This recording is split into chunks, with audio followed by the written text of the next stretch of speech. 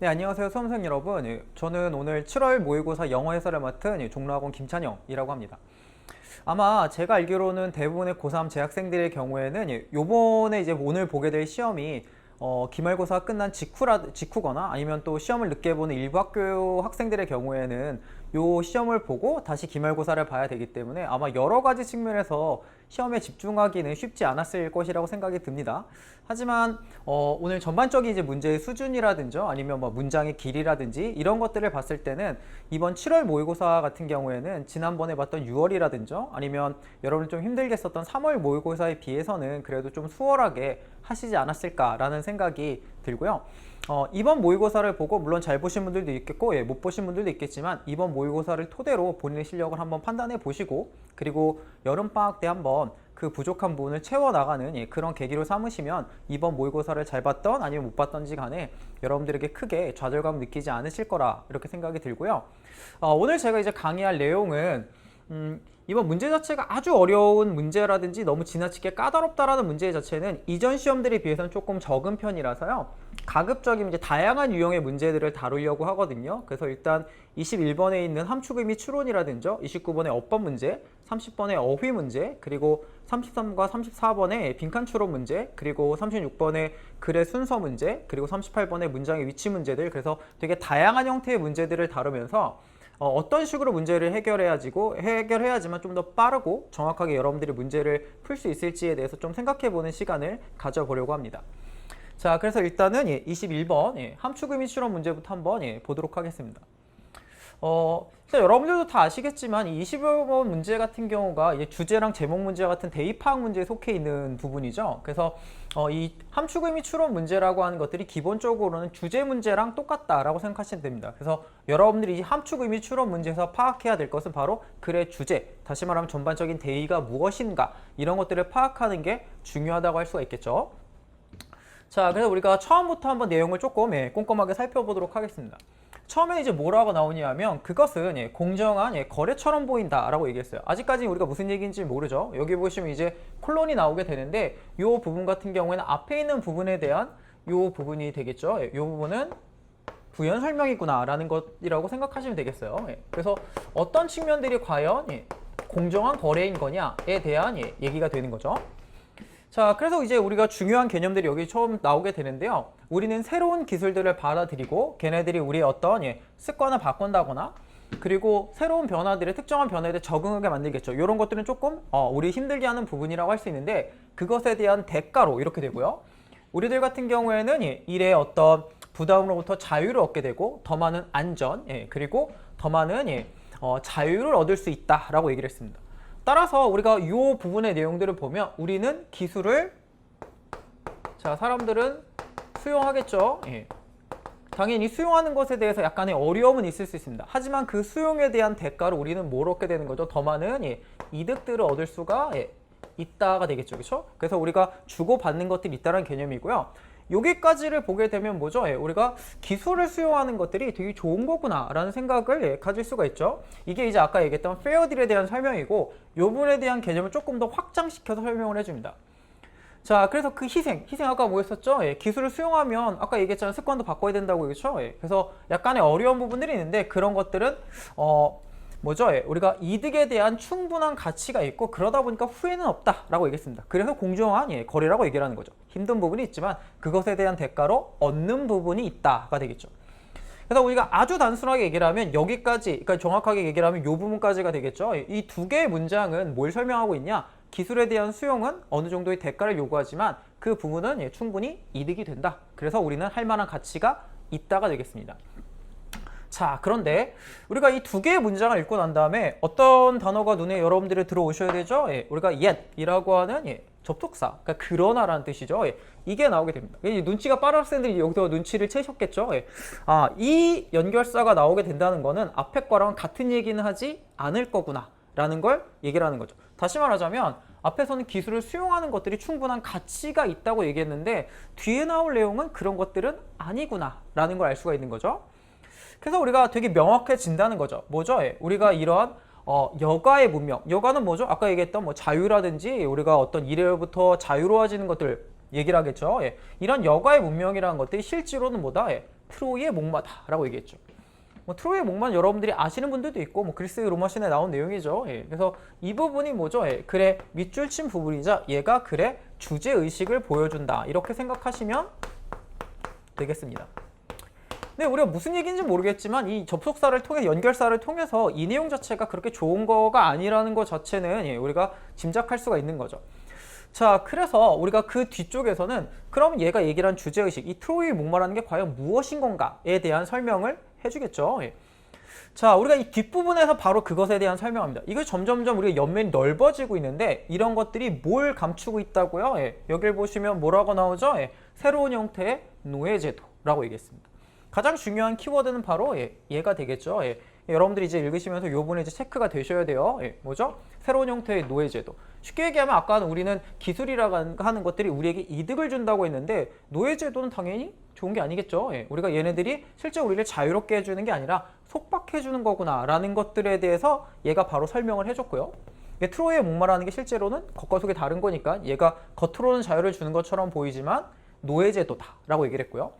실제로 그 뒤에 있는 부분들은 이 노예제도에 대한 설명입니다. 그래서 좀 디테일하게 읽으셔도 되고 그렇지 않아도 되는데 여기 나오는 거 조금만 보면 우리가 자동화라고 하는 게 광고하는 것처럼 자동화는 아니다. 그들 우리를 필요로 한다. 그러니까 쉽게 얘기하면 자동화라고 하면 인간은 필요가 없어야지만 되는데 실제로는 사람이 필요하죠. 예, 우리가 여러분들이 키오스크라든지 이런 것들을 보시면 무인 판매대라고 해서 사람이 없는 건 아니죠. 자, 그리고요. 예, 그 다음에 보시면 자, 여기에 이제 문장의 구조가 조금 길긴 한데 앞에 보면 이제 컴퓨터가 나옵니다. 예, 그래서 the부터 시작해서 우리가 force까지가 앞에 있는 컴퓨터를 꾸며주는데 이게 어떤 내용이냐? 우리를 위해서 계산을 컴퓨터가 해준다고 얘기했어요. 이게 뭐죠? 자동화죠. 우리는 할 일이 없는 것처럼 보이지만 실제로는 우리의 관심을 필요로 한다. 그래서 하루에 몇 시, 10시간씩 우리가 스크린을 뚫어져라 쳐다봐야 된다. 이런 얘기도 나오고요. 마찬가지로 우리의 의사소통이라고 하는 것들이 우리의 시간을 다 잡아먹고 있다. 이런 얘기도 나오죠. 그리고 시간이라는 게 점점점 가속화가 된다. 그리고 시스템의 복잡성이라고 하는 게 우리를 압도하게 된다. 이렇게 얘기를 하죠. 그래서 앞쪽의 내용들을 보시면 기술이 수용하는 것에 대한 우리가 대가를 얘기를 하고 있는 거죠. 그렇죠? 기술의 수용이라고 하는 것들이 어떻다? 이게 겉으로 보기엔 이득처럼 보이지만 실제로는 상당한 대가를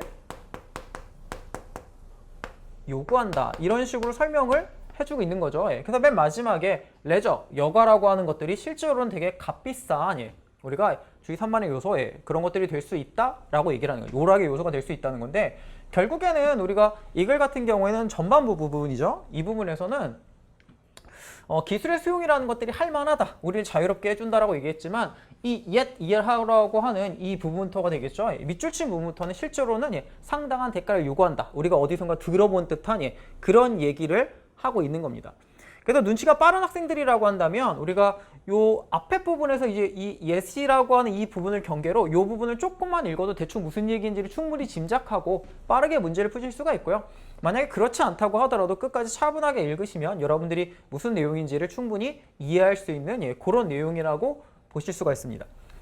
자, 그럼 이제 우리가 찾아야 될 건 뭐죠? 여가라고 하는 것들이 결코 우리를 자유롭게 해주는 것은 아니다. 대가가 있다라는 걸 찾으면 되겠죠. 물론 당연하게도 정답을 고를 때는 긍정적인 내용을 얘기해 주는 건 무조건 다 아웃이다라는 걸 아실 수가 있죠. 자, 처음에 보시면 레저 활동을 하는 것들이 동료들 사이의 의사소통을 원활하게 해준다. 당연히 전혀 말이 되지 않는 내용이라는 걸 알 수가 있는 거죠. 왜냐면 얘는 좋은 내용이죠. 자, 그리고 두 번째는요. 노동이라고 하는 것들이 미디어를 매체를 통해서 여가 활동에 통합되고 쉽게 통합될 수 있다는 건데 뭐 이런 얘기들은 전혀 언급이 되지 않았고요. 그 다음에 3번 같은 경우는 사람들의 사생활, 이 세큐리티, 그러니까 낮은 보안 때문에 공격받고 있다는 얘기인데 이런 얘기도 언급된 적이 전혀 없습니다. 그 다음에 4번을 보시면 레저에 대한 기술의 약속이라고 하는 게 실제로는요. 사람들을 덜 자유롭게 만들어준다는 거죠. 쉽게 얘기하면 기술을 수용하면 뭔가 자유로울 것처럼 느껴지지만 실제로는 전혀 자유롭지 않다. 그것에 대한 대가가 있다는 거니까 답은 4번이구나 라는 걸 알 수가 있습니다. 5번 같은 경우에는 뭐 우리가 기술 혁신이라고 하는 것들이 위계적인 근무 환경이나 문화들을 개선시키지 못한다는 건데 근무 개선 환경이라든지 아니면 위계적인 질서 이런 내용들은 전혀 언급되지 않았기 때문에 답은 4번이 되는 거죠. 그래서 뭐 내용 자체도 그렇게 어려운 편은 아니지만 이 선지들 자체들도 여러분들이 이해하시기에 그렇게 어려운 뭐 헷갈릴 만한 보기든 매력적인 오답이라고 할 만한 보기들은 없기 때문에 아마 이 문제 정도는 여러분들이 쉽게 고르실 수 있을 거라고 생각이 듭니다. 그래서 물론 3점짜리 문제이긴 하고 이게 주제랑 제목 파악 이런 문제들 중에서 맨 첫 번째 위치하는 문제라 학생들이 조금 얼어있는 문제인데 이런 문제들 정도의 수준이라고 한다면 여러분들이 충분히 해결하실 수 있게끔 그렇게 출제가 됐구나라는 걸 알 수가 있죠. 자, 그 다음에 29번 문제입니다. 이게 어법 문제인데 이 어법 문제 같은 경우에는 제가 이제 가르쳐본 경험에 의하면 학생들에 따라서 반응은 반반 정도인 것 같아요. 그래서 어떤 학생들 같은 경우는 어법 문제 뭐 그렇게 어려워하지 않는 그런 친구들도 있고요. 또 어떤 친구들 같은 경우에는 어법 문제가 뭐 모의고사에서 한 문제밖에 없기도 하고 또 그 중에 영어를 잘하는 학생들도 어법 문제는 도대체 어떻게 해야 되는지 모르겠다 이렇게 생각하는 경우들이 종종 있어요. 그래서 얘 같은 경우에는 되게 호불호를 많이 타는 문제 중에 하나인데 근데 기본적으로 이 어법 문제가 요즘에는 문장의 구조라든지 이런 것들을 위주로 내고 있기 때문에 기본적으로 이 어법 문제를 위해서 어법을 따로 공부해야 되겠다 이렇게 생각하실 필요는 없어요. 다만 이 어법 문제를 해결할 때는 어떤 식으로 문제를 접근하시는 게 가장 좋냐, 이 문제의 출제 의도 이런 것들을 되게 명확하게 이해하시고 푸시면 좀 더 어법 문제를 빠른 시간 안에 마스터하시는 것들이 가능하실 수가 있습니다. 그래서 뭐 어법 문제다 보니까 모든 문장들 다 우리가 읽으면서 지나갈 필요는 없고요. 우리가 이 밑줄 친 부분이 해당하는 부분들에 대해서 내용들만 보고 얘가 요구하는 바는 무엇인지 그리고 이런 문제들은 어떻게 접근해야 되는 건지 이런 것들을 생각하시면 될 것 같습니다. 자, 이제 우리가 일단 1번 보기가 포함된 밑줄이 포함된 문장들을 보면 그것 아까 얘기했던 맨 위에서 나왔던 스파이럴 차트라고 하는 겁니다.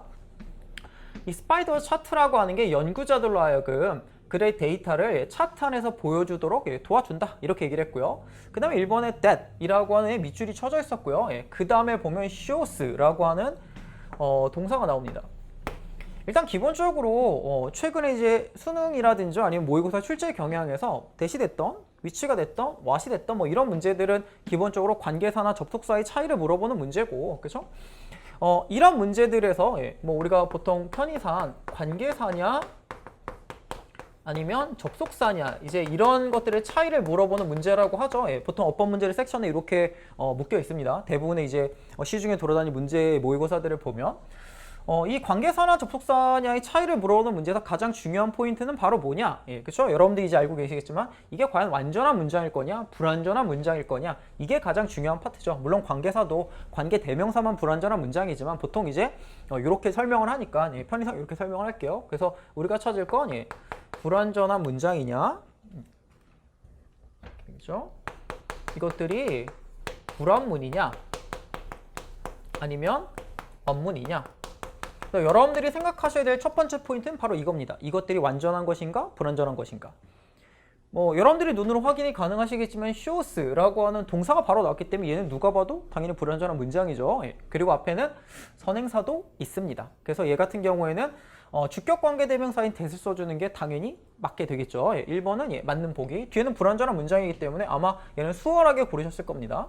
그래서 이 차트를 만드는데 데이터에서 차트를 이제 보여주는데 그 차트라고 하는 게 어떠냐면 우리가 서로 상관된 변인들을 하나의 스케일 내에서요 상대적인 크기를 보여준다 이렇게 얘기했어요. 뭐 내용은 사실 이 차트를 잘 이해 못하시면 좀 어려울 수 있지만 뭐 내용 자체까지 우리가 볼 필요 있는 건 아니기 때문에 얘는 주격관계 대명사구나 이렇게 생각하시고 넘어가시면 되겠죠. 자, 그 다음에 두 번째 보기가 있는 문장으로 넘어가면 스파이더 차트라고 하는 것들이요. 얘는 뭐 문장의 구조가 좀 복잡합니다만 자, 차트 안에 쭉 우리가 펼쳐져 있는 이런 변이들을 가지고 그려진다 이렇게 얘기했고요. 그 다음에 creating이라고 하는 현재 분사에 이렇게 밑줄이 쳐져 있습니다. 이 문제 같은 경우 일단 여러분들이 가장 먼저 생각하셔야 될 건 뭐냐, 이 자리가 과연 동사 자리인가 아닌가를 판단하셔야 되겠죠. 그리고 일단 문장의 구조를 쭉 보시면 알겠지만 여기 이렇게 우리가 가로 안에 묶은 문장들을 보시게 되면 이렇게 박스로 묶은 문장을 보면 이 문장 안에 눈을 씻고 찾아봐도 접속사나 관계사는 없죠. 그러다 보면 얘는 문장의 동사는 하나만 쓰면 되겠구나 라는 걸 생각하시면 되겠고요. 이 자리가 일단 첫 번째 동사 자리입니다. 그렇죠? 따라서 2번 보기의 자리에는 동사가 오면 당연히 안 되겠죠. 예, 그래서 creating이라고 하는 현재 분사를 써줬고요. 그 다음에 우리가 여기서 두 번째로 생각할 건 뭐냐? 일단 첫 번째는 이게 동사일 거냐 아닐 거냐를 판단하시고요. 두 번째 여기서 이제 조금 더 나가면 이 문제의 출제 의도는 저도 정확하게 어디까지 원하는 건지 잘 모르겠지만 여기 한 걸음 더 나가게 되면 이게 creating이라고 하는 현재 분사, 다시 말하면 뭐죠? 능동의 형태인 거죠. 그렇죠? 예, 우리가 이렇게 준동사 쪽으로 넘어왔죠. 예, 그러면 여기가 능동일 거냐 아니면 수동일 거냐 정도까지는 파악을 해주시면 예, 좀 더 좋을 수 있겠죠. 그래서 여기선 얘는 ing 쓰면 당연히 능동이고 예, pp를 쓰면 수동이 될 텐데 얘는 뒤에 스파이럴 웹이라고 하는 목적을 썼기 때문에 이 자리가 능동의 자리구나 라고 생각하실 수가 있습니다. 그렇죠? 그래서 답은 예, 2번은 맞는 보기가 되겠죠. 예, 일단 동사 자리도 아니고 능동의 자리니까. 자, 그 다음에 3번입니다. 3번은 일단 예, 우리가 문장의 길이가 좀 깁니다. 앞에 있는 이 보기들에 비해서. 근데 우리가 이 3번 보기를 딱 보게 되면 아마 제 생각에는 어떤 느낌이었냐면 저도 이제 문제를 처음 봤을 때 이게 영어를 조금 잘하는 친구들 뭐 이게 영어를 잘한다는 기준이 좀 다를 수는 있겠지만 내지는 문장의 구조 이런 걸 좀 익숙한 친구들은 어떤 생각을 가졌을 거냐면 3번 보기를 딱 보는 순간 얘는 뭔가 이상하다. 그러니까 쉽게 얘기하면 여러분들이 얘가 답이 정확하게 어떤 건지를 찾기는 되게 어렵지만 뭔가 보는 순간 얘는 잘못됐구나 라는 걸 생각할 수 있게끔 예, 우리가 문장의 구성이 되어 있습니다. 그러니까 문장의 길이는 제법 길지만 얘 같은 경우는 아마 문제를 푸셨을 경우에 그러니까 문제를 이제 풀었을 경우에 이게 이상하다고 느꼈을 경우에 얘가 이상하다라는 걸 보여주는 지표가 한 두 가지 정도가 있어요. 그래서 쉽게 얘기하면 A 루트를 통해서도 이게 잘못됐구나라고 생각할 수도 있고요. 아니면 B 루트를 통해서도 이게 잘못됐구나라고 생각할 수 있게끔 예, 문제가 구성이 되어 있습니다. 일단 보시면 이것의 사례는 어떠냐? 우리가 연구에서 보여진다 이렇게 얘기했고요. 자, 그 다음에 우리가 루킹부터가 시작해서 예, 여기 끝까지가 앞에 있는 스터디를 꾸며줍니다. 이게 어떤 연구냐 하면 자, 우리가 학생들에게서 우리가 스스로의 어떤 그러니까 우리가 자신에 대한 자존심, 그러니까 내가 얼마나 나에 대해 자존심을 갖고 있는지를 보여주는 이런 예, 연구들을 보여주는데 학생들이 그럼 자신감을 보여주는 대상이 있어야 되겠죠, 그렇죠? 그게 뭐냐 하면 range of subject입니다. 바로 예, 과목들이 되겠고요. 이 과목들은 예, 우리가 중고등학교가 되겠죠. 중고등학교에서 얘네들에게 첫 학기에서 우리가 학습이 된 겁니다. 자, 일단 뭐 대충 이런 내용인데 일단 문장을 이렇게 쭉 보시면 여러분들이 일단 첫 번째로 어떤 느낌을 받으셔야 되냐면 일단 이 문장 내에는 적어도 여러분들이 눈으로 확인할 수 있는 접속사랑 관계사가 일단 없습니다. 일단 첫 번째. 아까 우리가 2번 보기를 할 때 동사 찾기 문제 했었죠. 예, 동사 찾기 문제는 접속사랑 관계사의 숫자를 헤아려가지고 동사의 개수를 찾는 문제인데 얘 같은 경우 일단 첫 번째 뭐죠? 예, 우리 눈에 접속사랑 관계사가 일단 없습니다. 그러면 얘는 동사 자리가 아니어야 되는 거죠. 예. 왜냐하면 우리가 is seen이라고 하는 예, 우리가 문장의 메인 버브가 여기에 있는 상태이기 때문에 일단 얘는 첫 번째 동사 자리가 아니어야 돼요. 그러니까 뭔지 모르겠지만 have to라고 쓰는 건 일단 말이 안 된다는 거죠.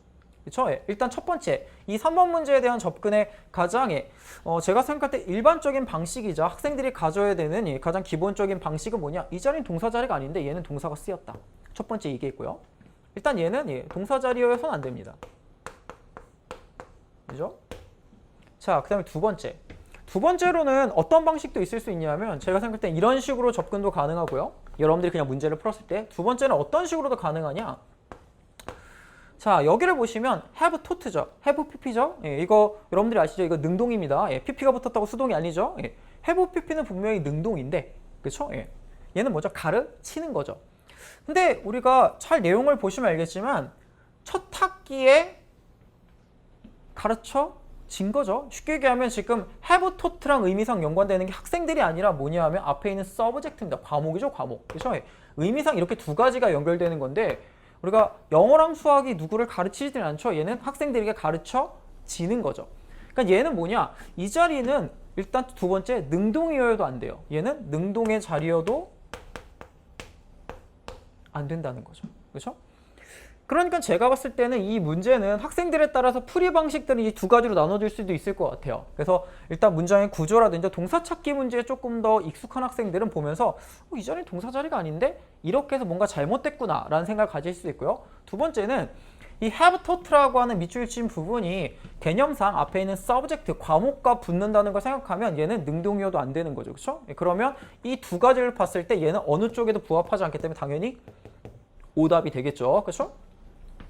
그러니까 실제로 우리가 얘 같은 경우는 동사 자리여도 안 되고 능동의 자리여도 안 됩니다. 그럼 얘는 뭘로 고쳐야 되느냐? have taught가 아니라 그냥 taught를 써줘야 되겠고요. 얘는 have taught에서 have가 빠져야 됩니다. 그럼 얘는 문장의 구조가 어떻게 되는 거냐? 아까 얘기했던 looking부터 시작해서 앞에 있는 study를 꾸며주는 거고요. 연구는 학생들의 이제 자신이 스스로 얘기한 보도한 자긍심을 이제 연구하는 거고요. 과목들은 어떻게 되는 거죠? 학생들에게 가르쳐 지는 겁니다. 쉽게 얘기하면 taught부터 시작해서 secondary school까지 앞에 있는 subject를 꾸며주는 구조고요. 이 경우에는 아마도 주격관 대명사 플러스 비동사가 생략된 구조라고 보시면 될 겁니다. 그래서 아마도 여기에는 뭐 which, 뭐 were가 일 수도 있고요. 뭐 아니면 have been taught가 될 수도 있고요. 어쨌든 간에 뭐 우리가 다른 형태들이 오면 되겠죠. 그렇죠? 그래서 얘는 그 두 가지 측면에서 봤을 때 둘 다 답이 되지 않는구나 라는 거 확인할 수 있기 때문에 제 생각에는 아마 학생들에 따라서는 1번 루트를 통해서 푸시는 학생들도 있을 거고요. 2번 루트를 통해서도 푸실 수가 있는 그런 문제라는 거죠. 자, 그래서 이제 4번을 넘어가면 3번은 일단 틀렸고요. 4번 보기에 대한 설명을 좀 드리면 자, 이게 문장의 구조를 쭉 보시잖아요. 그렇죠? 연구자들은 어떠냐? 샘플 그로부터 답변을 받고요. 그 다음에 그 스파이럴 차트에 대해서 뭔가 이제 계산했다 이런 설명들이 나오죠. 지금 and라고 하는 등위 접속사죠. 이 뒤에 지금 동사제를 밑주셨는데 얘는 여러분들이 잘 알고 있는 병렬 구조를 물어보는 문제입니다. 근데 사실 이 4번 보기 같은 경우에는 학생들이 틀렸다고 생각할 가능성이 별로 없죠. 왜냐하면 앞에서 병렬 구조를 이룰 만한 동사의 형태가 아무것도 없잖아요. 그렇죠? 여기선 takes밖에 없기 때문에 당연히 calculate 이렇게 연결이 돼야 되겠죠. 이렇게 두 가지가 병렬 구조를 이루고 있는 문제입니다. 그래서 아마 문제의 보기를 쉽게 고르실 수가 있어서 4번은 맞겠구나라는 거 생각하실 수 있을 것 같고요. 그 다음에 5번인데요. 자, 이 차트라고 하는 것들은요. 5번 보기 부분 볼게요. 그래서 학생들의 그래서 연구 내에서 학생들의 서로 다른 그룹에 따라서 broken down 우리가 분해가 될 수 있다가 되겠고요. to elicit이라고 하는 건 뭐 도출해내다 끌어내다 이런 건데 이 발견들을 조금 더 추가적으로 분석하는 걸 이끌어내기 위해서 도출해내기 위해서 이러한 거고요. 제 5번 보기 같은 경우가 여러분들이 잘 알고 계시는 투부정사의 그쵸? 부사적 용법 중에서 목적에 해당하는 부분이죠. 우리가 보통 뭐뭐하기 위해 이렇게 번역하는 부분이요. 이렇게 되는데 그래서 5번은 당연히 맞는 보기가 됩니다. 아마 5번 보기를 보신 분들은 그렇게 많지는 않을 거라고 생각이 들어요. 그래서 일단 제가 느끼기에는 요번에 이제 어법 문제 같은 경우는 어떠냐? 약간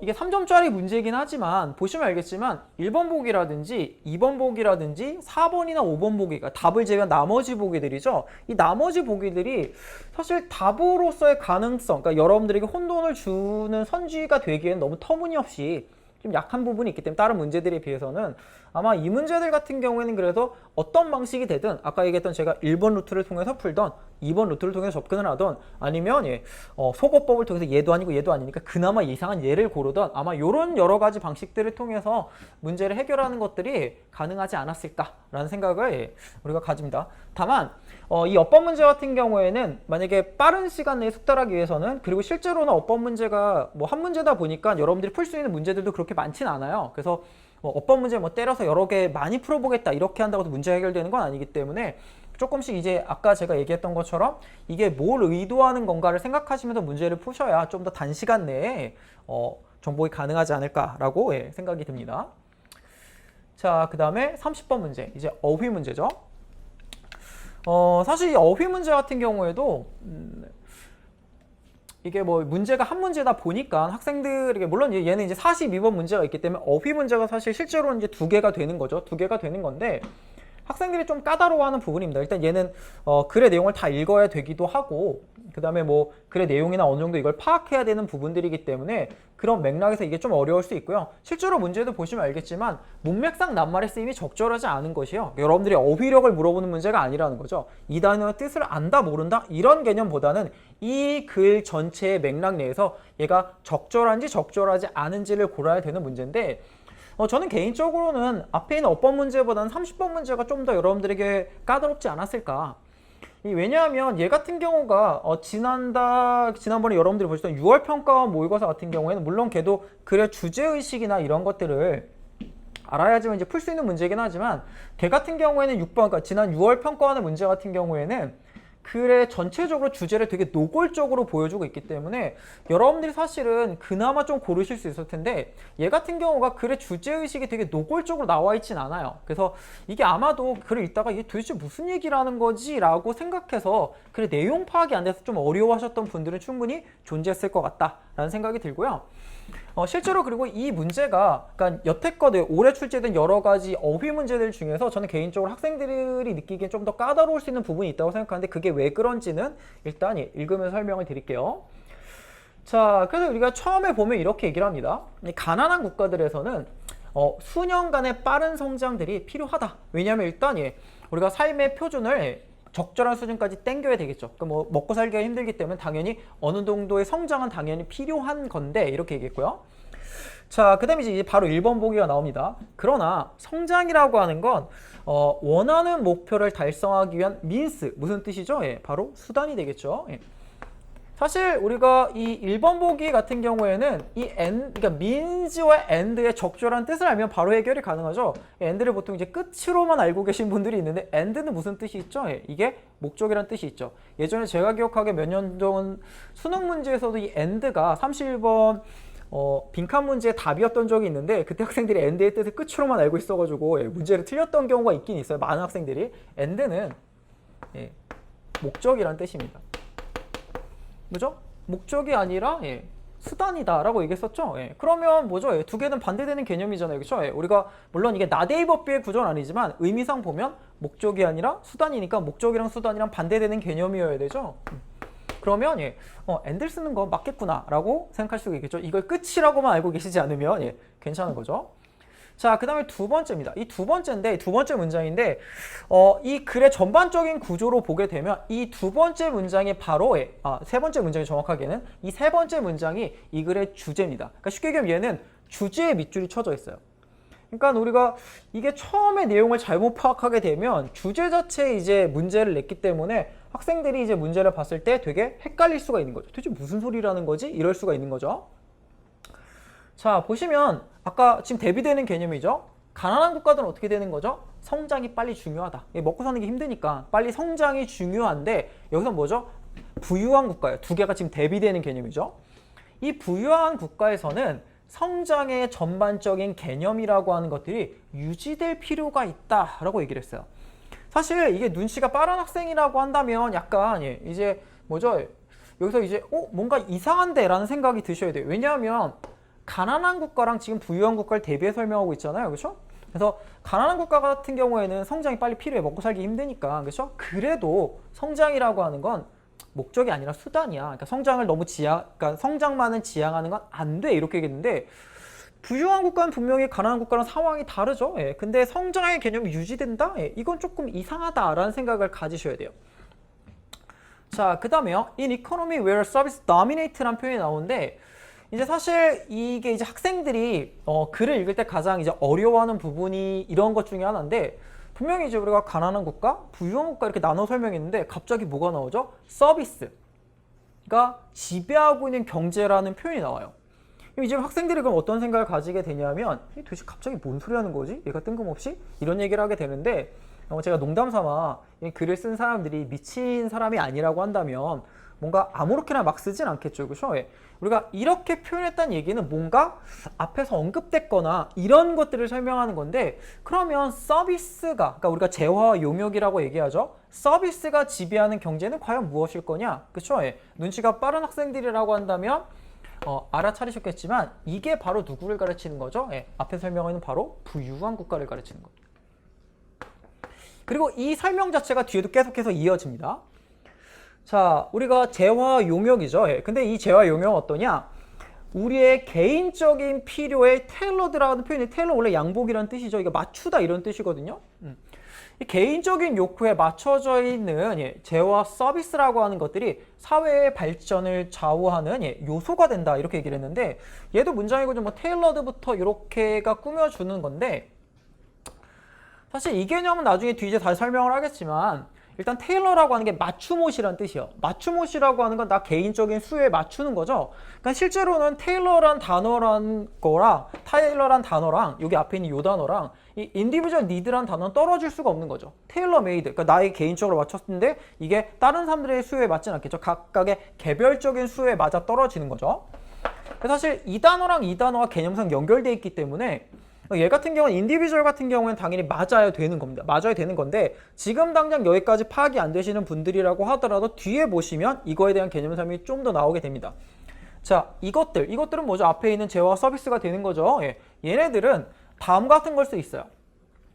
게놈 스페시픽 메디슨, 게놈의 특정한 의약품들. 그러니까 사람마다 게놈, 저도 뭐 생물학이나 이런 걸 잘 모르지만 우리가 적어도 생물학 아무리 몰라도 인간별로 뭐 게놈은 조금 다르다 이런 정도 아시잖아요. 그렇죠? 유전자가 다른 거랑 마찬가지로. 그러니까 유전자 맞춤형 의약품이에요. 얘는 뭐죠? 개인의 필요에 맞춘 거죠. 그리고 여기 보시면 personalized care라는 표현이 나왔어요. 개인화된 치료. 그렇죠? 그리고 맞춤, 정장 이렇게 얘기했죠. 보시면 알겠지만 게놈 스페시픽이라는 표현이라든지 퍼스널라이즈라는 표현이든지 아니면 테일러드란 단어가 다 어디랑 연결되어 있죠? 자, 인디비주얼 니드란 표현과 연결되어 있는 거죠. 그러니까 우리가 뒤쪽을 부분을 통해서 충분히 개별적인 필요라는 부분들이 맞구나라는 거 확인이 가능한 거죠. 자, 근데 이것은요 뭐랑 다르냐면 more and more stuff, 점점점 더 많은 것이라는 것과는 다르다는 거죠. 자, 점점점 많은 것. 이게 갑자기 왜 나왔을까? 얘는 이 뒷부분을 보면 이제 확인할 수 있습니다. 여기 보시면 instead라고 하는 연결사가 나오죠. instead는 대신이라는 표현인데 얘도 앞에 거랑 당연히 다른 내용입니다. 그렇죠? 같은 내용을 언급하진 않겠죠? 자, 뒤를 보면 무슨 표현이 나오냐? 자, it means improvement in quality가 되겠고요. 얘는 질에서의 증진, 개선을 의미하는데 얘는 GDP라고 하는 게 잘 측정할 수가 없는 거야 라고 얘기했어요. 자, 제가 아까 more and more stuff라고 하는 표현 자체가 뒤를 보면 알 수 있다고 얘기했잖아요. 그렇죠? more and more stuff, 점점점 많은 것. 이제 우리가 뭐라고 하죠? 이것들을 양이라고 표현하죠. 그렇죠? 얘는 퀀터티가 되는 거죠. 양. 그렇죠? 그렇죠? 양이 되겠고요. 앞에 있는 건 양, 그렇죠? 그럼 뒤에 있는 건 뭐가 돼야 되죠? 당연히 질이 되는 게 맞겠죠, 그렇죠? 이게 양이 아니라 질적인 측면이구나라고 하는 거죠. 그리고 개별적인 필요들에 맞추는 건 뭐죠? 이거는 좀 더 질에 가까운 거죠, 그렇죠? 왜냐하면 뭐 우리가 무조건 많은, 그러니까 양 많은 데를 좋아하는 사람도 있고, 그다음 내 입맛에 맞는 걸 좋아하는 사람도 있고 이런데 그런 거 이제 질적인 측면이라 봐야 되는 거고, 그다음에 뒤를 보면 이제 우리가 이것에 대해서 이제 노골적으로 설명을 해줍니다. 자, 그래서 50년 전에 한 미국의 경제학자는 contrast라는 표현이 나오고요. 여기는 이제 contrast라는 단어랑 with라고 하는 단어를 지금 함께 연결해서 보시면 돼요. A랑 B를 contrast 무슨 뜻이죠? 대조하다죠. 그럼 A랑 B는 당연히 다른 게 되겠죠. 그가 카우보이 경제라고 부르는 것. 여기서부터 여기까지가 이제 A가 됩니다. 자, 카우보이 경제라고 부르는 게 우리 뭔지 몰라. 이 개념 자체는 중요하지 않아요? 근데 걔가 강조하는 건 뭐냐? 프로덕션, 생산. 그 다음에 exploitation, 얘는 뭐죠? 우리가 자원의 추출이나 이용, 그 다음에 오염 등을 강조하는 거고요. 그 다음에 반면에 스페이스맨 이코노미라고 있는데 얘는 뭘 강조한다는 거죠? 바로 퀄리티 앤 컴플렉시티라고 하는 게 질과 복잡성이라고 하는 게 성공의 척도로서의 어떤 처리량을 대치한다는 거죠. 자, 퀄리티 앤 컴플렉시티, 아까 얘기했던 질이 되겠죠, 그렇죠? 그 다음에 throughput이라는 표현이 있는데 여기 이제 밑에 보시면 처리량이 나오거든요. 이 처리량이라는 건 뭐죠? 양이죠. 우리가 아까 얘기했던 more and more stuff가 되는 거죠.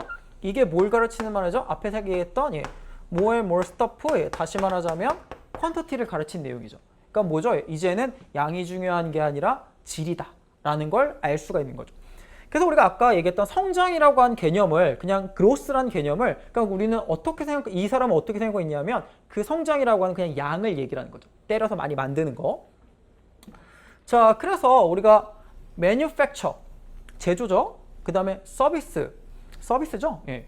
이 용역인데 이게 우리가 흔히 얘기하는 재화와 용역 이렇게 되겠죠. 예. 그래서 매뉴팩처링으로부터 서비스로 넘어가는 거. 두 개는 지금 대비되는 개념이에요. 예. 아까 얘기했지만 서비스가 장악하는 경제를 우리가 뭐라고 썼죠?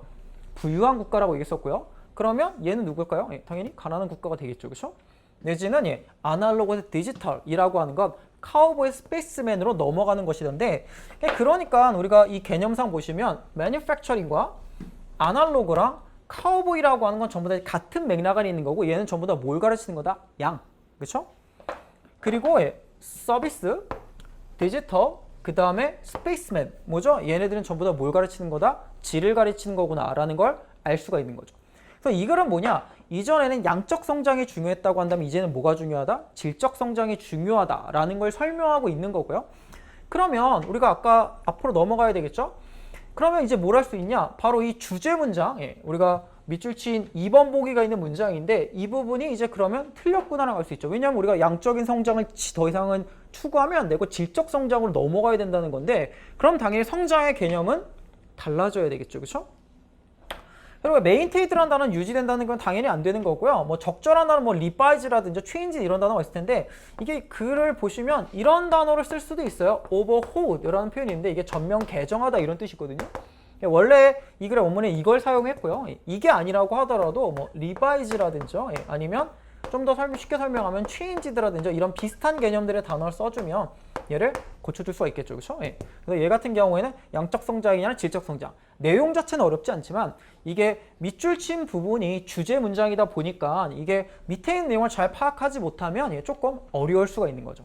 얘는 그래 주제를 좀 파악하지 못하면 좀 어려울 수 있다. 주제에 대한 힌트들은 존재하지만 이렇게 밑줄이 주제 문장에 쳐져 있으면 글의 내용이 잘 안 들어오기 때문에 학생들이 조금 여러분들이 어려움을 겪으셨을 수 있을 것 같다. 이런 거죠.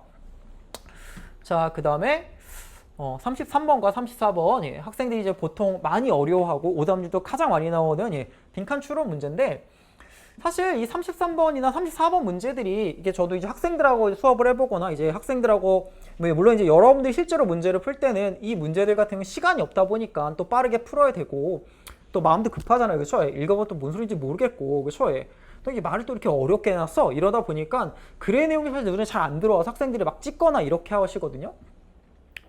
그리고 또 이제 중간에 읽다가 무슨 내용인지 모르면 또 금방 포기하기도 하고 시간 없으니까 다른 문제 빨리 풀어야 되겠다 이런 생각도 하시는데, 실제로 이제 그러고 나서 나중에 시험이 다 끝나고 나서 이제 저랑 같이 문제를 풀거나 학생들한테도 시간 내서 한번 다시 한번 풀어봐 이러면 의외로 이런 문제들도 별거 없었는데요? 이러는 경우들이 상당히 많아요.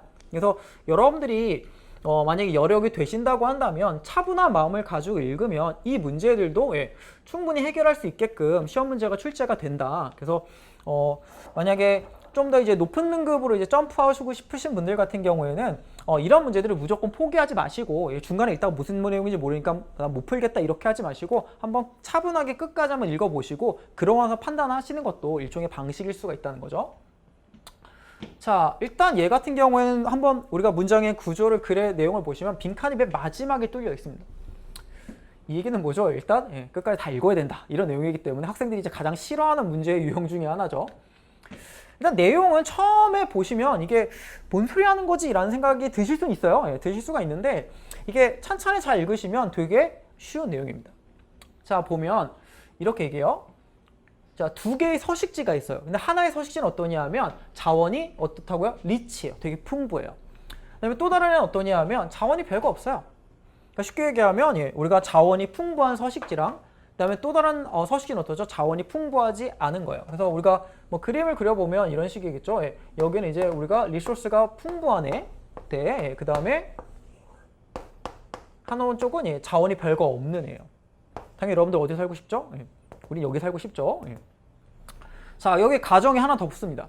근데 뭐냐면 각각의 개인들 같은 경우에는 이 서식지를 얼마든지 선택할 수 있어요. 왜냐하면 우리가 싸움이나 영역권이라는 게 존재하잖아요. 쉽게 얘기하면 A든 B든 여기가 풍부한 서식지든 아니면 가난한 서식지든지 간에 이쪽에서 뭐 이쪽 A를 두고 싸운다거나 아니면 여긴 내 땅이니까 넌 들어오지 마 이런 게 없기 때문에 여러분들이 원하면 어디에나 살 수 있어요. 어디에나.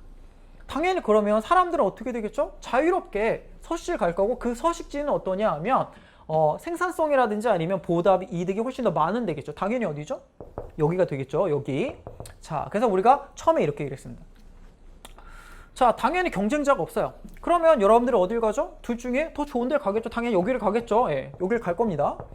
자, 이게 어떠냐 하면 What you assume the first arrival would do입니다. 이게 뭐죠? 경쟁자가 없는 상황이고 너 A랑 B 중에서 그렇죠? 여기는 자원이 되게 많고 여기는 자원이 되게 없어. 이걸 너를 뺏거나 이렇게 하진 않을 거니까 네가 가고 싶은 데 가봐. 이렇게 얘기하면 사람들 다 어딜 가죠? 여기 가겠죠? 예, 다 A를 갑니다. 첫 번째 도착한 애는 무조건 선착순이라고 한다면 일바로 도착한 친구들은 무조건 여길 가겠죠. A를 갈 겁니다. 자, 일단 A는 우리가 별로 문제가 안 돼요. 근데 만약에 늦게 도착한 애들은 과연 어떻게 할 거라는 거죠. 일단 처음에 도착한 애 여기 가겠죠. 예, 두 번째 도착한 친구도 여기 가고요. 예, 왜냐면 이쪽은 자원이 없으니까. 그렇죠? 예, 가도 별게 할 게 없으니까 다 여기로 몰리게 될 거야. 그럼 네가 맨 마지막에 도착하게 되면 넌 과연 어떻게 할 거냐는 거죠. 자, 보시면 알겠지만 점점점 더 많은 애들이 부유한 서식지를 다 장악하고 있어요. 쉽게 얘기하면 여기는 사람이 이미 붐벼. 여기 레드오션인 거죠. 여기 사람이 너무 많아요. 너무 많다 보니까 자원은 다 고갈이 됐고요. 그래서 어떠냐? 나중에 도착한 애들에겐 여기가 매력적이지 않아요. 그러니까 여기에 원래 먹을 게 많았었는데 여기에 자원이 이제 100이라고 한다면 여기에 이미 한 20명 정도가 와 있어요. 예. 자원의 양은 100인데 여기 이미 20명이 왔다 이거죠. 그러면 우리가 그냥 쉽게 N방을 우리가 N분을 해봐도 여기는 1인당 5개밖에 안 돌아가잖아요. 그렇죠? 자, 결국엔 어떠냐? 우리가 다음과 같은 지점에 도달하게 됩니다. 어떠냐? Next arrival. 다음번에 도착한 애. 처음에 온 애 말고요. 다음번에 도착한 애가 Poor Quality Habitat이라고 했어요. 그렇죠? 어디죠? 여기요. 예. 좀 더 자원이 풍부하지 않은 지역을 장악함으로써 더 나아지는 지점이 오게 된다는 거죠. 아까 얘기했잖아요. 여기가 100이에요. 자원이. 그렇죠? 예. 근데 여기 이미 20명이 들어갔으면 인당 얼마다? 예. 5다. 근데 만약에 여기 자원이 여기 진짜 아무것도 없어. 근데 여기서 일단 여기는 5야. 자원이 5밖에 없는 상황이야. 총 자원의 양이 5인데 여기도 이미 가면 내가 여기 21명이 되는 순간 5m로 떨어질 거 아니겠습니까? 그렇죠? 예. 나 같은 경우에는 그러면 내가 21번째에 도착하는 사람이라고 한다면 여기 가도 먹을 게 없다 이거죠. 그렇죠? 그럼 어디를 가는 게 맞는 거죠? 여길 가게 되는 거죠. 그러면 여기는 한 명이니까 내가 다 온전히 가게 되면 똑같아지는 상황이 오게 되는 거죠. 그렇죠? 우리가 아주 손쉬운 산수의 문제가 되는 거고요. 근데 이게 뒤에 이제 보시면 그래서 우리가 원래는 자원이 더 부족하지만 경쟁이 없다 보니까 여기서는 내가 오를 온전히 다 노릴 수가 있다는 거죠. 그렇죠? 레드 오션이 아무리 크다고 해도 레드 오션이니까 거길보다는 조금 별로지만 블루 오션을 개척한다. 이런 느낌이라고 되는 거죠. 자, 그 다음에요. 사실 그래서 이제 이런 식으로 그러니까 수식적인 측면 설명을 쭉 해줬어요. 설명을 해줬는데 이 문제 같은 경우에는 이게 앞에 이 문장의 구조를 보시면 앞의 내용을 제대로 이해하지 못했더라도 얘는 문제를 풀 수 있게 만들어줬어요. 아주 친절하게도. 이게 이 사람이 이제 이거를 되게 친절하게 설명했는데 자 보시면 그 이유는 어떻게 되냐? 두 개의 서식지라고 하는 건 우리가 다 차게 되겠고요. 그래서 각각의 개인이 가지는 수익성이라고 하는 게 결국에는 똑같아진다. 왜냐면 아무리 많아도 나눠 먹으면 얼마 없잖아요. 그렇죠? 자, 밑으로 한번 쳐주시고요.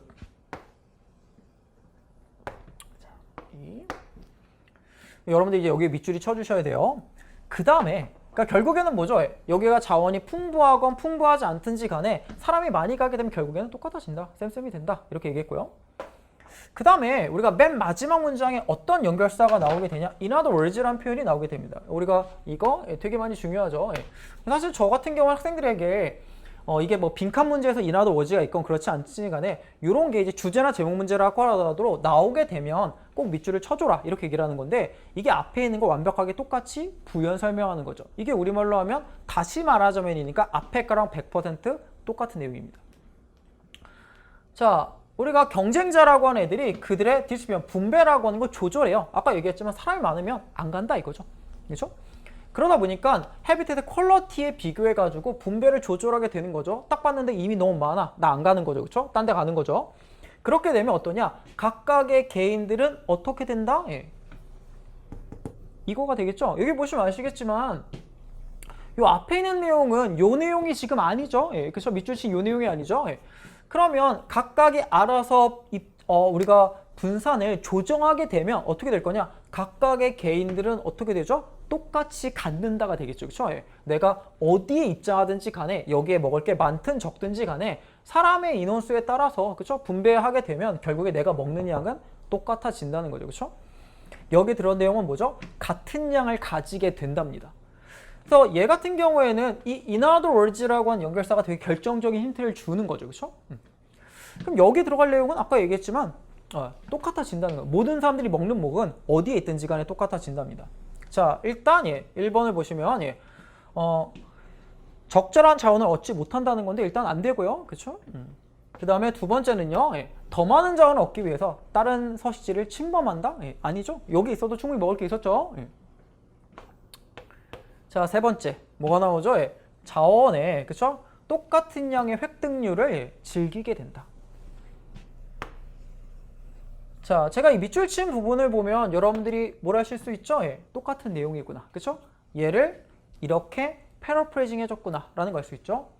개인들의 수익률, 우리가 이익률이라고 하는 게 똑같아진다나 각각의 개인들이 똑같은 자원을 얻는다나 그렇죠? 우리가 같은 내용이라는 걸 알 수가 있는 거죠. 답은 그래서 3번이구나 라는 걸 알 수 있습니다. 그래서 얘는 문제 자체가 앞에 거가 무슨 내용인지 잘 이해를 못했어도 우리가 마지막 부분을 잘 읽으시면 답을 고를 수 있게끔 그렇게 이제 문제가 구성이 된 거죠. 뭐 앞에 걸 잘 읽으시면 물론 충분히 내용을 이해했겠지만 그렇지 않다 손 치더라도 앞에 내용이 뭐였었지? 라는 걸 잘 이해를 못해도 문제는 풀 수 있게 지금 구성이 되어 있는 거죠. 끝까지만 읽으시면 문제도 해결이 가능하다. 자, 그 다음에 34번입니다.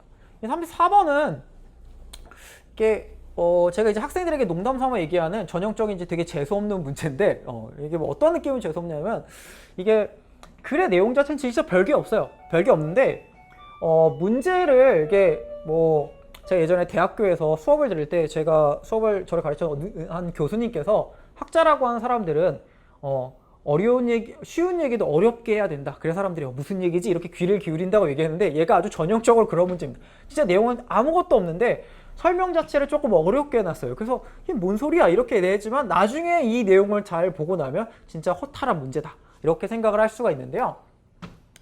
사실 우리가 이 34번이나 33번 문제 같은 경우에는 내용은 별거 없지만 이 설명 자체를 되게 쓸데없이, 그러니까 우리 기준인 거죠. 어렵게 할 수가 있기 때문에 이런 글들을 읽을 때는 되게 정확하게 이게 무슨 내용인지를 처음부터 놓치시면 안 돼요. 그럴 경우에는 이게 글의 흐름에 말릴 수가 있어요. 자, 첫 문장을 보면 뭐라고 썼냐면 아인슈타인의 상대성 이론이나 바하의 서곡이나 뭐 음악이나 얘네들은 생존을 위한 물품은 아니라는 거죠. 그렇죠? 뭐 동의하시죠? 우리가 상대성 이론 잘 모르시지만 살아가는데 지장 없고요. 바하의 음악을 모르는데 살아가는데 지장은 없잖아요. 그렇죠? 근데 우리가 이건 생각해 보셔야 돼요. 이게 왜 하필이면 아인슈타인의 상대성 이론이고 그 다음에 바하의 음악일 건가를 생각해 보셔야 돼요.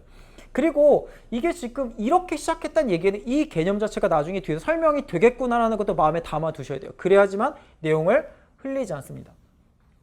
자, 얘는 생존품은 아니에요. 이거 몰라도 살아가는데 지장 없죠. 자, 그러나 각각은 뭐냐? 인간의 능력의 완벽한 예다. 어떤 예냐? 우리가 이렇게 사람들이 잘 풍성할 수 있도록 해주는 것에 필수적인 인간의 능력의 완벽한 사례답니다. 쉽게 얘기하면 자, 아인슈타인의 상대성 이론, 우리가 쉽게 설명하면 뭐죠? 과학이죠. 과학. 그 다음에 우리가 바하의 음악, 뭐죠? 예술이죠. 자, 과학과 예술은 생존을 위한 건 아니야. 이거 몰라도 살아가는데 지장이 없어. 하지만 얘네들은 뭐냐? 우리가 이렇게 인간이 번성하고, 프리빌이라고 하는 건 널리 퍼지다, 이게 번성하다 이런 뜻입니다. 번성하는데 필수적인 인간의 능력의 완벽한 사례다. 쉽게 얘기하면 이런 것들이 인간의 능력을 보여줘. 이렇게 얘기를 한 거죠. 자, 그 다음에요. 여기까지는 사실 살짝 아리까리한데 이 뒷부분, 세 번째 문장부터가 문장 얘기가 일단 너무 깁니다. 너무 길다 보니까 학생들이 이따가 이제 중간에 포기하겠죠. 그리고 이 3번 문장부터가 이제 본격적으로 이 글 자체가 약간 예의가 없어지게 되는 건데 보시면 자, 과학적인 적성, 애프티튜드 적성 능력 이런 뜻이죠. 그리고 현재의 문제를 해결하는 것의 링크가 좀 더 명확하지만 이렇게 됩니다. 자, 우리가 여기서 집중할 단어는 뭐죠? 과학적인 적성이죠.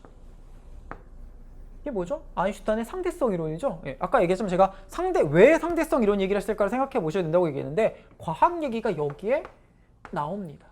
이렇게 연결이 되죠. 자, 근데 우리가 이것도 이제 여기까지 말고 사실 학생들이 조금 이해가 안 될 수가 있는데 보면 과학적인 적성, 그러니까 과학적인 능력이죠. 현실 세계의 문제를 해결하는 것의 링크는 좀 더 명확하다. 아까 얘기했잖아요.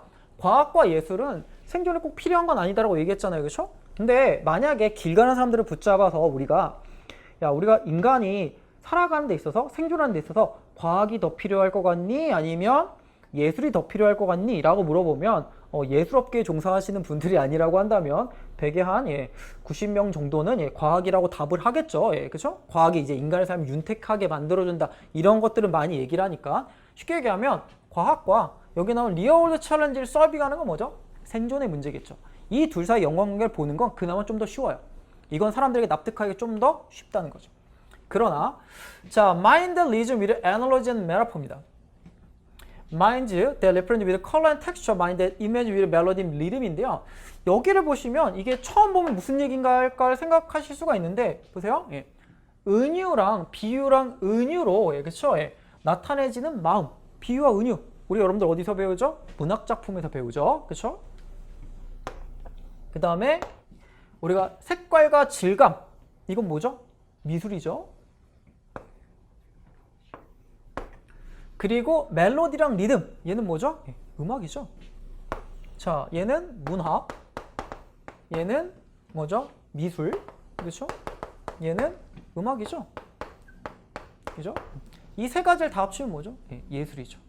쉽게 얘기하면 이글 같은 경우에는 얘는 도대체 뭔 소리야 이렇게 얘기하면 갑자기 이 얘기가 왜 나오지인데 아까 과학에 대한 설명을 했거든요. 그럼 지금 누구의 턴이다? 이제 예술의 턴인 거죠. 쉽게 얘기하면 이 부분은 하나로 합치면 뭐가 되는 거죠? 예술이 됩니다. 예술. 예술은 뭐다? 블랭크한 마음이다 라고 얘기했어요. 아까 얘기했죠? 얘네들은 생존품은 아니지만 인간을 번성하게 만드는데 이게 되게 필수적인 능력 중의 사례라고 얘기했어요. 그렇죠? 쉽게 얘기하면 결국에 뭐죠?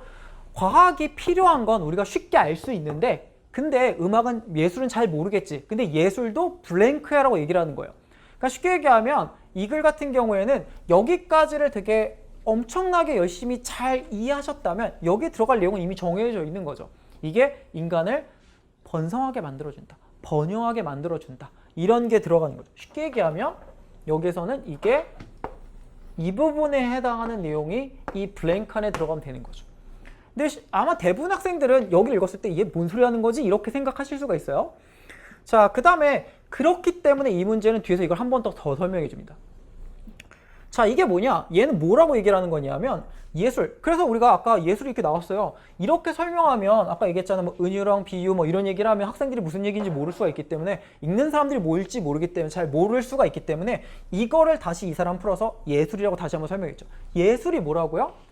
자, 여기 보시면 대절부터 여기까지가 뒤에까지가 쭉 걸리거든요. 뒤쪽까지 쭉 걸리는데 아주 되게 복잡한 구조인데 일단 여기까지만 보면 뭐죠? 예술이라고 하는 게 뭐다? 필수적이다. 뭐에 필수적이에요?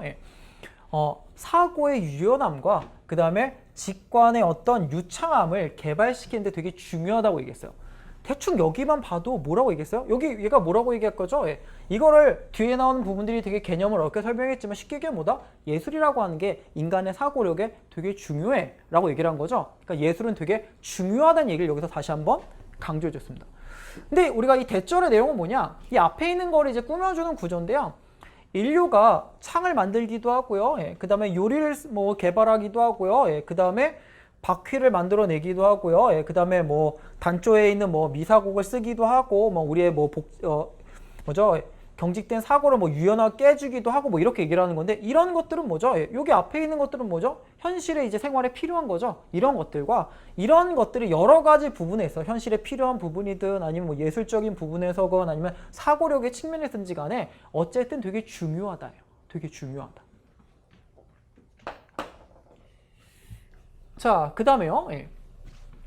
자, 수만 년의 역사 동안에 예술적인 노력이라고 하는 것들이 뭐라고 했었죠? 인간의 어떤 인지적 능력의 놀이터였다라고 얘기했고요. 얘네들은 우리의 상상의 어떤 상상력 능력을 훈련시키고요. 예. 그 다음에 걔네들요, 혁신을 위한 어떤 능력과 얘네들 결합시키는 데 있어서 안전한 장소를 제공했다는 건데, 자, 앞에 있는 부분을 빼고 여기를 보시면 이만큼이죠. 이만큼의 내용을 되게 어렵게 설명했지만 쉽게 얘기하면 뭐죠? 예술을 통해서 상상력이 늘어났고, 그렇죠? 그 상상력을 가지고 혁신을 만들어 냈다죠. 이 얘기는 뭐죠? 예술은 인간에게 되게 필요하답니다. 필요하다. 결국에 이 글은 되게 어렵게 설명했지만 실제로는 이 여러 개의 문장 내에서요, 얘는 빼고요, 얘 전부 다 무슨 얘기라고 했죠? 예술은 엄청 중요한 거야. 우리가 잘 모르지만 얘가 예술이라고 하는 게 과학이 그러한 것만큼이나 사람들의 어떤 생존에 이런 데 되게 중요했어가 되는 거죠. 그러니까 우리가 예술은 필요하다 정도로 이해하시면 되겠죠. 자, 그러니까 우리가 아까 빈칸에 들어갈 내용들은 이 글의 전체적인 내용들을 보면 예술은 뭔가 필요하다요. 자, 1번 뭐라고 나왔죠? 창의력을 혁신으로부터 멀어지게 한다죠. 디버트라는 게 멀어지게 하다 이런 뜻인데 얘는 안 좋은 내용이죠. 당연히 답이 될 수가 없습니다. 그 다음에 두 번째, 좀 더 풍요로운 인지적인 우리가 경지 능력들을 우리가 경작하고 개발할 수 있게 해줬다는 거죠. 그렇죠? 인간의 인지 능력들을 좀 더 풍요롭게 만들어줬다. 좋은 내용 아니겠습니까? 그렇죠? 답은 몇 번이죠? 2번이구나 라는 걸 알 수 있고요. 실제로 3번 보기를 보면 인간들이 지적 능력을 개발하는 거 방해했다요. 얘 안 좋은 내용이잖아요. 그렇죠? 그러니까 쉽게 얘기하면 1번과 3번 보기 같은 경우는 예술이라는 게 필요 없다. 얘는 오히려 나쁜 거다. 이런 거기 때문에 당연히 말이 안 되는 거죠. 그렇죠? 얘는 이렇게는 같은 맥락에서 지울 수 있는 보기가 되는 거고요. 4번은 보면 과학적 의사결정에서 도덕성을 배척한다는 건데 이걸 보시면 알겠지만 얘는 과학적 의사결정의 내용은 전혀 나온 적이 없어요. 그러니까 얘는 그래서 전혀 언급되지 않은 내용이라는 거죠. 안 되고요. 5번은 예술과 과학의 경계를 규정한다? 말이 안 되죠? 그렇죠? 그래서 얘는 답이 2번이구나 라는 걸 알 수가 있습니다. 실제로 아까 얘기했지만 되게 쉬운 얘기를 아주 어렵게 그렇게 하게 된 거죠. 자, 그 다음에요. 자, 36번 문제입니다. 그리고 이제 38번 문제도 마찬가지인데 글의 문장의 위치가 됐던 글의 순서가 됐던 글의 전체적인 흐름을 파악하는 문제가 되고요. 이런 문제들 같은 경우에는 제가 학생들에게 가장 이 문제를 풀 때 하지 말아야 될 것이라고 얘기를 하는 게 그냥 읽어보겠다. 한번 읽거나 볼까? 이런 마음으로 문제를 접근하시면 망할 수가 있다. 이렇게 되겠고요. 사실 그래서 저 같은 경우에는 학생들이 뭐 이제 많이 하는 것 중에 하나가 시간이 부족해요. 그럼 시간을 다 못 풀겠어요. 저 문제 푸는데 너무 빠듯해요. 어떻게 해야 되죠? 이렇게 얘기를 질문을 하면 제가 늘 해주는 얘기는 한 번만 제발 읽고 풀어라. 3번, 4번씩 읽으면 답이 없다. 이렇게 얘기를 하는데 이런 문제들 같은 경우는 특히나 여러분들이 여러 번 읽는다고 해서 정답에 접근하기가 쉬운 건 아니기 때문에 얘네들은 한 번에 제대로 읽고 문제를 풀겠다. 그래서 가급적이면 물론 마음이 급한 건 저도 충분히 이해를 하죠. 시간도 없고. 하지만 가급적 차분히 읽고 문제를 한 번에 풀어주셨으면 한다 이거죠. 자, 일단 36번 문제를 보면 얘는 이제 글의 내용이 되게 길긴 한데 이게 그 문장의 어떤 논리적인 흐름적인 측면에서 보면 되게 단순한 구조고요. 어쩌면 이 문제들 같은 경우에는 제대로만 읽어내시면 뒤에는 37번 문제보다 오히려 더 쉽게 푸실 수도 있어요. 이건 개인에 따라 편차가 있을 수가 있는데 일단 처음에 이렇게 얘기합니다. 사람들에게 뭔가를 하지 말라고 얘기를 하는 것보다는 하라고 얘기를 하는 게 훨씬 더 적은, 리액턴스는 우리가 뭐 반응 이런 거겠죠. 그렇죠? 훨씬 더 적은 반항을 일으키게 된다는 거죠. 저항을 일으키게 된다는 거죠. 쉽게 얘기하면 하지 말라고 얘기하는 것보다 차라리 뭔가 하라고 하는 게 더 낫다라는 거죠. 왜냐하면 하지 말라면 더 하고 싶잖아요. 그렇죠? 그래서 우리가 행동을 옹호하는 거, 행동 옹호하는 게 뭐죠? 하라고 얘기를 하는 거죠. 아까도 얘기했지만 그냥 쓰는 법은 없어요. 뭐라고 하라고 얘기를 하는 거. 그렇죠? 해라 이렇게 얘기를 하는 게 뭐죠? 행동을 옹호하는 거죠. 이걸 하세요 라고 얘기를 하는 게 어떠냐? prohibiting action. 행동을 금지하는 거죠. 이게 뭐죠? 하지 말라고 얘기를 하는 거죠. 하지 말라고 얘기를 하는 것보다 이렇게 또 개념상 이렇게 두 개가 연결이 됩니다. 각각. 보시면 알겠지만 글을 그냥 쓰는 경우는 없습니다. 다 앞에 내용과 연결이 되죠. 그래서 금지하는 것보다는 하라고 얘기하는 게 오히려 더 나을 수도 있다는 거죠. 앞에 내용은 뭐냐? 우리가 이게 글의 주제의식에 해당하는 부분인데 하지 말라고 얘기하면 어차피 말 안 들으니까 차라리 하라고 얘기해라. 이런 내용이 되겠고요. 뒤에 있는 내용들은 ABC의 내용들은 이거에 대한 일종의 다 사례입니다. 자, this. 우리가 이 A번의 문장을 딱 처음에 봤을 때 여러분들이 바로 처음에 캐치해야 되는 분들은 바로 this가 되겠죠. 얘는 과연 무엇일 거냐? 이것이라는 건 반드시 앞에 언급이 되어 있는데 이것은 위험이 되게 많대요. 어떤 위험이 되게 많냐 하면 일단 시행의 규칙들을 제대로 제공하지 못하고 사람들에게 반발을 일으킬 수 있다는 거죠. 사실 우리가 여기까지만 읽으면 this의 내용이 얘를 가르치는 건가? 뭘 가르치는 건가? 잘 알기가 어렵거든요. 근데 뒤를 보면 이렇게 얘기를 하는 것보단 다음과 같이 얘기하는 게 훨씬 낫다고 했어요. 다음과 같이 얘기하는 게 뭐냐? 다른 사람들이 그쵸? 여기 your스라는 표현이었는데 이건 your answer입니다. 너의 대답이요. 너의 대답만큼 유용한 답변을 그쵸? 제공하도록 하기 위해서는 사람들이 너한테 이 연구에 대해서 물어보면 어떻게 얘기하냐? 너랑 다른 사람들이 그냥 답을 했다. 이렇게만 얘기를 하라고 하는 게 훨씬 더 낫다는 건데요. 자, 여러분들이 여기서 이제 캐치해야 되는 부분들은 이 블랭크 안에서 뭐가 나왔죠? 이 연구에 대해 사람들이 질문하게 되면 뭐 이런 식의 얘기들이 나와요.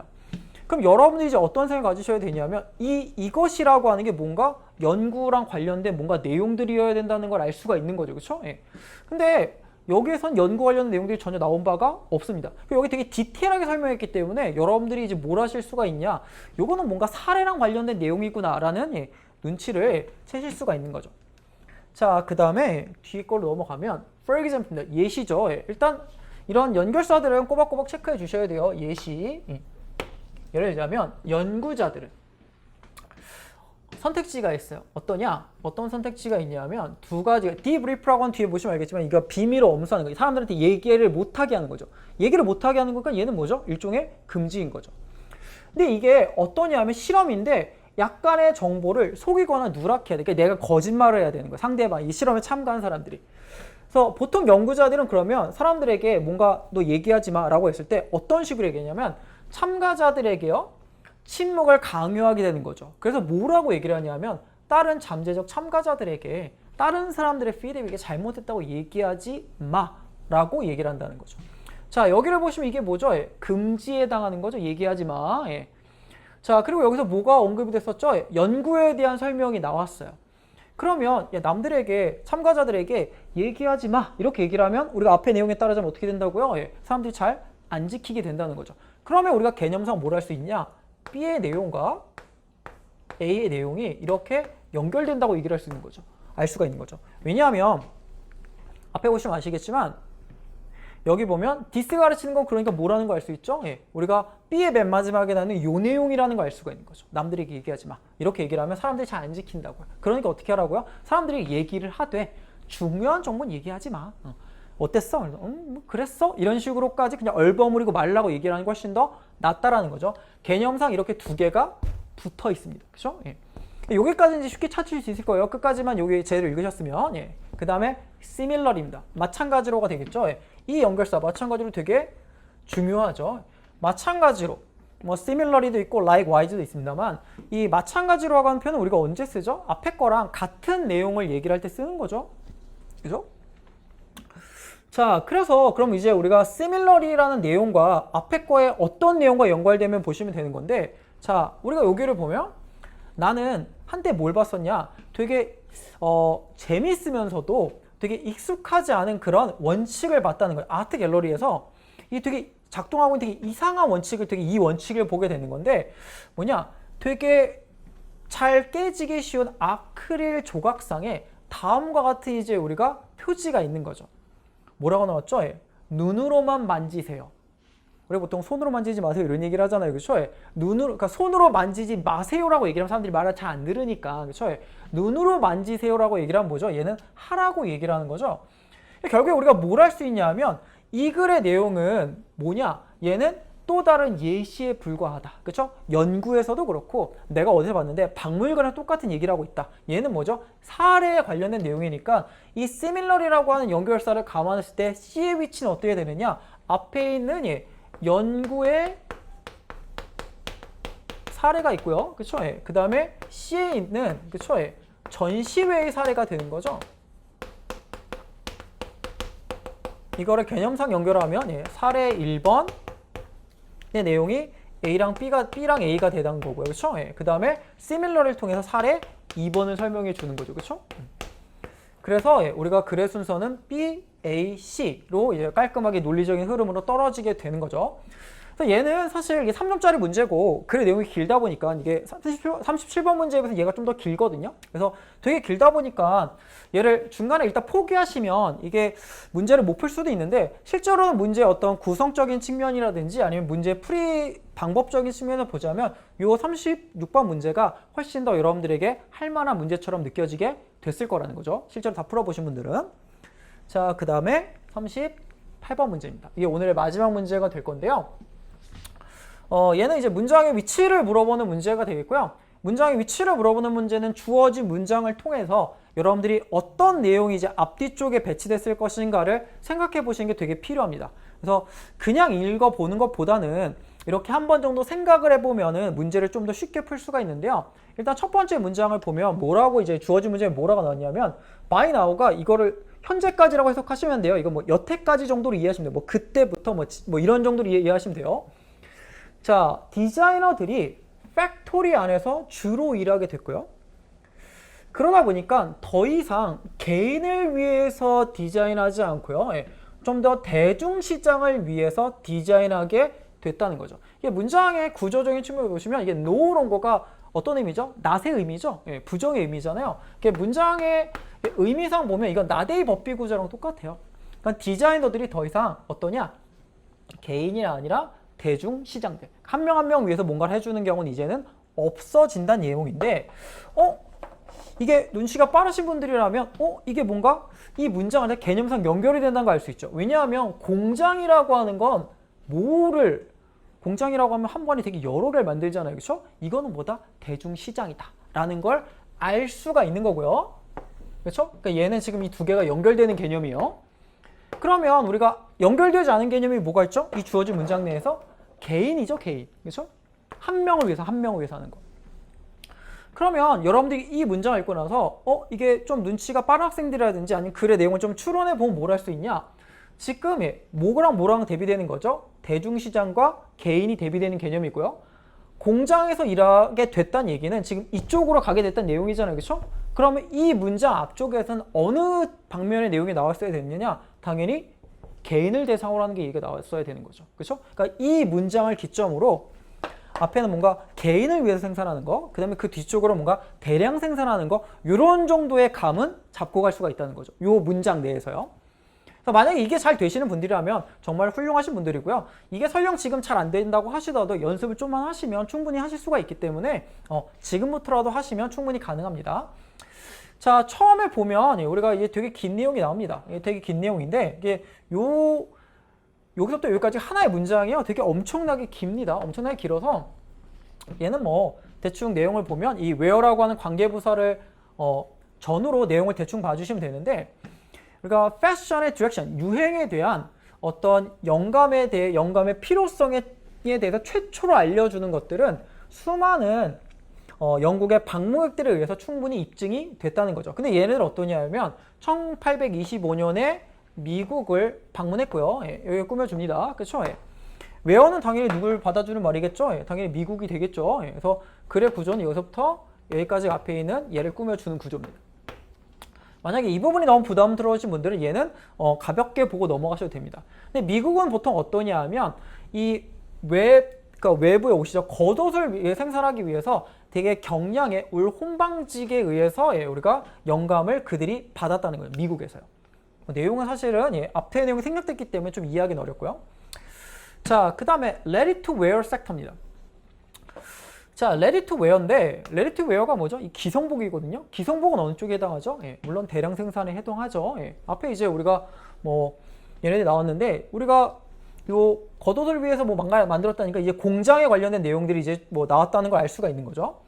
기성복 부분이라고 하는 게 미국에선 영국보다 훨씬 더 이르게 성립이 됐고 그러다 보니까 주요한 변화가 오게 됐답니다. 근데 보시면 아시겠지만 아직까지 개별 개인 얘기는 한 적이 없어요. 자, 보시면 이전에는요 의복이라고 하는 게 커스텀 메이드가 나오거든요. 커스텀 메이드. 여러분들이 잘 아는 커스터마이즈 아시죠? 우리가 개별 생산. 커스텀 메이드입니다. 이게 뭐죠? 맞춤 제작을 했다는 거죠. 맞춤 제작. 맞춤 제작은 어디에 해당하죠? 그렇죠? 개인에게 해당하는 거죠. 그렇죠? 그러니까 뭘 할 수 있냐? 지금부터 이제 맞춤 제작 얘기가 나오는구나. 그럼 이제 우리가 찾아야 될 건 어디까지가 맞춤 제작에 관련 내용인가를 쭉 보시면 되는 거죠. 예. 그러니까 우리가 1번 보기 이후로 이 생각을 하셨으면 이건 정말 베스트가 되는 거죠. 이 맞춤 제작이 됐는데요. 누구냐? 예. 숙련된 괴인들. 얘네들은 나중에 누가 된 거죠? 패션 디자이너가 된 거죠. 그죠? 자, 아직까지 숙련도, 우리가 개별 생산 얘기입니다. 자, 그 다음에 이러한 핸드메이드 가먼트, 아까 뭐죠? 커스텀 메이드랑 똑같은 얘기죠. 예, 개별 생산된, 예, 손으로 만든 거니까 손으로 만들면 한 명 한 명에서 만들잖아요. 그렇죠? 예. 여기까지도 뭐죠? 인디비주얼 얘기인 거죠. 이렇게 손으로 만든, 예, 의복들은, 그렇죠? 예, 이게 그 당시만 되게 패션의 우리가 상징이라고 여겨졌는데, 얘 같은 경우 근데 문제는 뭐냐? 이것을 위해서 지불할 만한 민스, 뭐죠? 아까 얘기했지만 수단을 갖고 있는, 재력을 갖춘 사람들에게만 해당이 됐다는 거죠. 쉽게 얘기하면 개별 생산이라고 하는 건 돈이 들어가죠. 여러분들도 뭐 요즘 같은 경우 개성의 시대다 보니까 각종의 제품들 커스터마이즈 하는데, 커스터마이즈 하면 일반 제품보다 비싸잖아요. 그렇죠? 예, 당연한 얘기가 되겠죠. 자, 그러다 보니까 lesser privileged mass market이죠. 그렇죠? mass market 얘기 여기 나왔습니다. 그렇죠? 그래서 이렇게 돈이 없는, 예, 우리가 대량 마켓 같은 경우에는 이렇게 돈이 없는 애들 같은 경우 어떠냐? 집에서 옷을 만들거나 아니면 보통 뭐죠? 핸디라고 가먼트예요. 누가 물려준 거야. 쉽게 얘기하면 이제 옷이 되게 비싸기 때문에 누가 물려준 옷도 있거나 아니면 집에서 직접 만들거나 이런 식이라는 거죠. 아직까지 우리가 여기서 공장기 얘기를 한 건 아닙니다. 예, 공장 얘기 안 나왔어요. 자, 레이러 나중에요.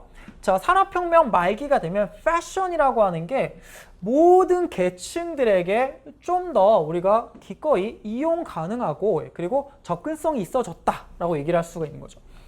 근데 우리가 이제 보면은 확실하게 여기까지의 내용은 뭔가 개별적인 어떤 맞춤형이라는 걸 알 수가 있는데, 이 부분이 좀 맥락상 헷갈릴 수가 있는 거죠. 이게 과연 대량 생산인 건가?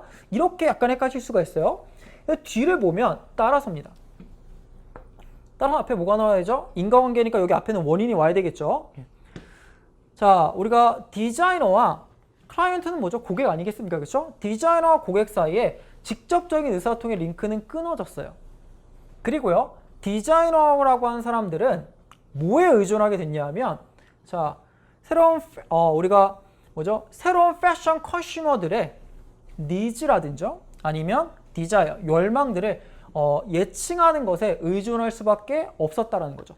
이게 우리가 아까 얘기했지만 내가 개별적으로 만든 게 아니라 공장에서 대량 생산하는 거기 때문에 한 명 한 명 소비자들 얘기를 다 들어줄 수는 없는 거죠. 그렇죠? 그러니까 결국에는 우리가 이 부분의 내용이 뭐냐 하면 이거는 바로 공장제 공업으로 넘어와서 생겨나는 문제점이라는 걸 알 수가 있는 거죠. 그렇죠? 변화이기 때문에 답은 어디다? 예, 여기라는 걸 5번이라는 걸 알 수가 있는 거죠. 얘는 어떠냐 하면 그러니까 나중에 시간이 흘러가면서 패션이라고 하는 게, 옷이라고 하는 게 좀 더 많은 사람들에게 접근성이 있어졌고, 결국에는 그래서 어떻게 됐냐, 이제는 더 이상 개별 생산을 안 하는 시대로 넘어왔고, 그러다 보니까 직접적인 어떤 의사통의 링크가 사라지게 됐다는 거를 이제 설명하게 되는 거라고 이해하시면 되겠죠. 그래서 우리가 이 문제 같은 경우는 제가 개인적으로 생각할 때는 요 4번 보기랑 5번 보기를 조금 많이 고민하셨을 것 같고요. 얘는 근데 문제를 좀 더 정확하게 맞춰주실 거면 이 뒷부분의 내용을 꼼꼼하게 이해하셨어야지만 됐을 수 있다라는 거죠. 그렇죠? 그래서 우리가 문제 이런 식으로 정리가 가능합니다. 자, 그래서 오늘 7월달 모의고사 해설 강의는 이제 이 정도로 정리를 하면 될 것 같고요. 아까도 말씀드렸지만 이게 아마 뭐 여러분들의 어떤 학교의 어떤 이런 스케줄에 따라서 이번 시험 사실 집중하기가 상당히 쉽진 않았을 것 같아요. 저도 이제 고등학교 3학년 학생들을 가르쳐다 보면 7월달 모의고사 이제 건너뛰는 경우들도 있고, 또 기말고사고 피곤하니까 또 쉬기도 하고 뭐 이러다 보니까 사실 풀 컨디션으로 보기가 되게 쉽지가 않고 집중하기가 쉽지가 않은데, 사실 이 시험 같은 경우에는 또 게다가 6월이나 9월 평가원에 비해서는 학생들이 그렇게 중요하다고 느끼지 않기 때문에 그런 경우가 좀 더 많은 것 같은데요.